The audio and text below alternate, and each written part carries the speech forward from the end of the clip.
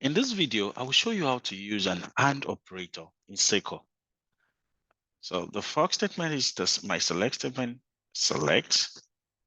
I'm selecting all the columns from my adventure database. And I'm using the human resources employee table. And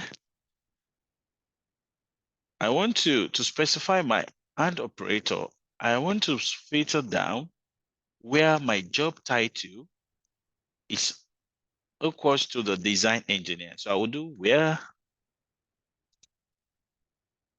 job title equals, I'll do design engineer.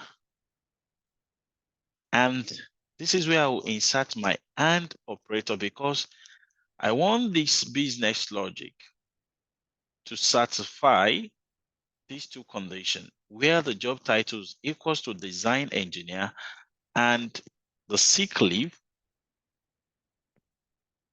equals, let's say 23 hours.